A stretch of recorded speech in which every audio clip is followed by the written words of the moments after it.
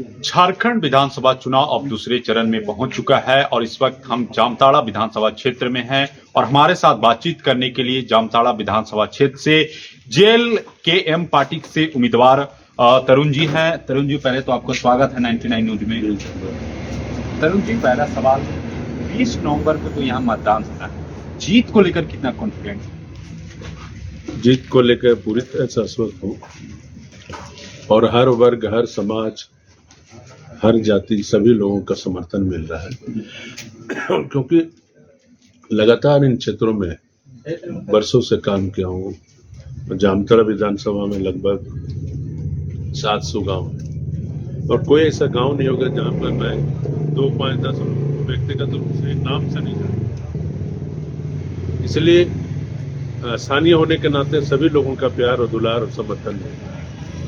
बिल्कुल तरुण जी, आपने स्थानीय, आपको क्या लगता है कि जामताड़ा विधानसभा क्षेत्र में प्रमुख मुद्दा क्या है? मुद्दा ऐसा कि आपको जनता वोट करे। देखिए, यहाँ पर सबसे बड़ा मुद्दा है पलायन का। यहाँ के बच्चे बाहर जाकर के रोजगार कर रहे हैं और बहुत तेजी से पलायन हुआ क्योंकि रोजगार के कभी नए साधन सृजन नहीं हुआ। दूसरा क्या है कि शिक्षा के क्षेत्र में ये पिछड़ गया।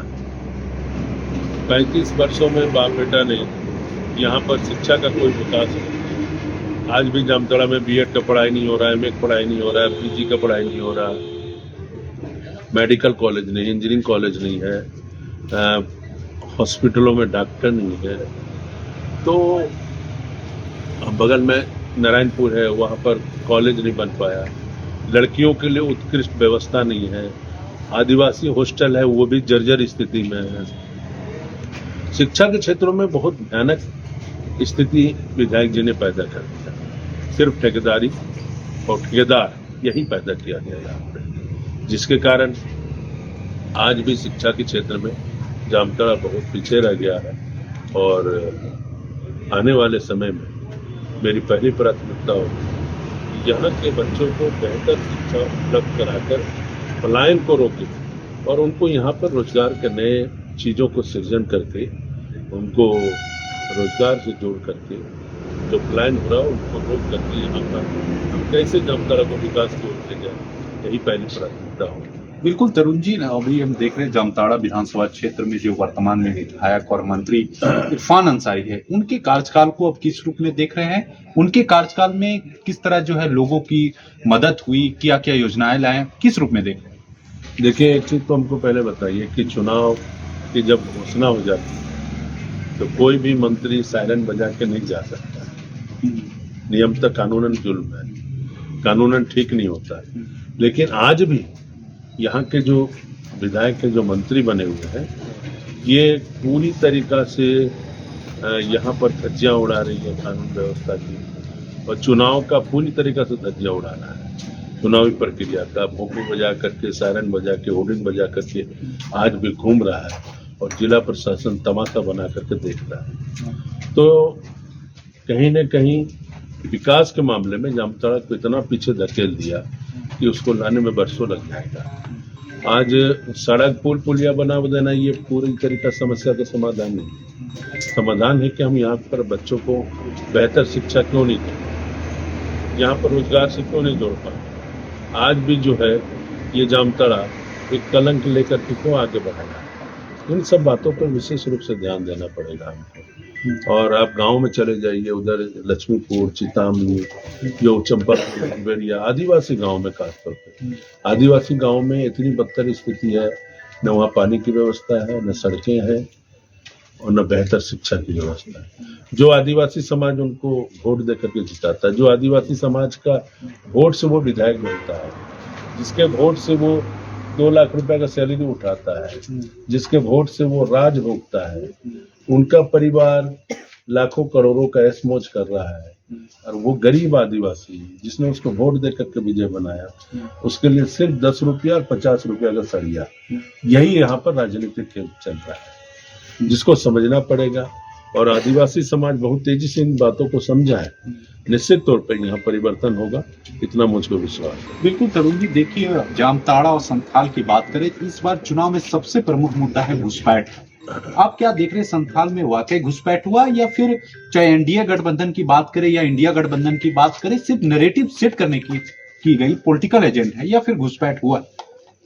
नहीं, घुसपैठ का जहाँ सवाल ये तो कानून प्रक्रिया है, इसको कानून के निजात से कानून इस पर काम करता है और कानून को इस पर काम करना चाहिए।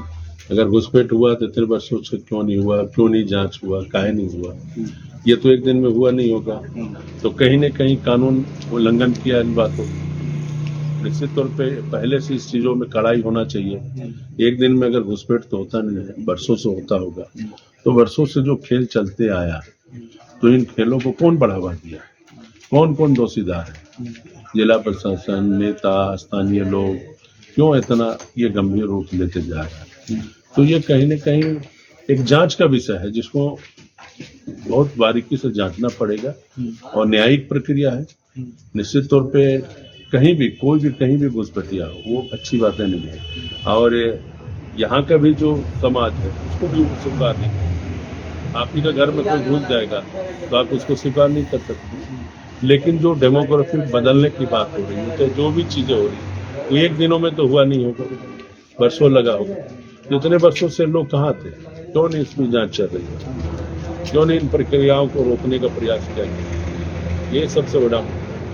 तरुण जी, हम देख रहे हैं बहुत कैंपेनिंग भी हम लोग करते हैं जामताड़ा में, काफी चर्चा है, काफी नाम आपके पब्लिक समर्थन में रहे हैं। आपको जामताड़ा विधानसभा क्षेत्र से आपकी जनता अगर चुनती है तो आपकी स्ट्रेटजी क्या होगी जामताड़ा विधानसभा क्षेत्र को बेहतर? तो मैंने पूर्व में भी आपको बताया कि जामताड़ा अगर मुझको एक बार मौका देती है, बाप बेटा को 35 साल मौका दिया, मेरे को 1 साल दे, तो निश्चित तौर पे जो चीजें हैं एक नए विजन के साथ, नए सोच के साथ, सबसे पहला प्राथमिकता यहाँ पर जो नौजवान है, जो पढ़ने वाले बच्चे, उनको लिए बेहतर शिक्षा, और शिक्षा के साथ साथ उसको कैसे रोजगार से जोड़े, क्योंकि शिक्षा में अगर रोजगार से हम नहीं जोड़ते हैं तो कहीं न कहीं पिछड़ जाएगा। इसलिए रोजगार की व्यवस्था, शिक्षा की व्यवस्था, ये पहली प्राथमिकता होगी। या जो ब्लॉक स्तर पर जो भ्रष्टाचार है, बिना पैसा दिए काम नहीं होता, इन चीजों को रोकना पड़ेगा। गरीब आदमी बहुत परेशान है, गरीब काफी परेशान है, जिसके चलते आज गरीबों को ब्लॉक का चक्कर लगाना पड़ता है और कानूनी प्रक्रिया से जो नियमावली है उनके चलते उनको काफी परेशानी होती है। आज भी गांव में अबुआ आवास के नाम पर परेशान किया जा रहा है, पेंशन नहीं हो रहा है, जो प्रधानमंत्री आवास नहीं मिल पा रहा है, बहुत सारी छोटी साइकिल नहीं मिल पाता, छात्रवृत्ति नहीं मिल पाता, बहुत सारी समस्याएं हैं जो मकड़ा जाल में फंस गया है और भ्रष्टाचार के दलदल में फंस गया है। इसको निकालना, गरीबों के लिए आसान प्रक्रिया बनाना, ये पहली प्राथमिकता। 23 नवंबर की तस्वीर क्या होगी जामताड़ा? बदलाव होगा, निश्चित तौर पर बदलाव होगा। बिल्कुल, ये हमारे साथ तरुण गुप्ता जी थे, जेएलएन का पार्टी से प्रत्याशी है जामताड़ा विधानसभा क्षेत्र से। इन्होंने स्पष्ट रूप से कहा है कि 23 नवंबर को जो रिजल्ट होगा वो बदलाव का होगा, यानी जामताड़ा विधानसभा क्षेत्र में जो वर्तमान विधायक है, वर्तमान मंत्री है, इस बार वो चुन के नहीं आएंगे। अपने सहयोगी के साथ यशवंत कुमार, 99 न्यूज, रांची।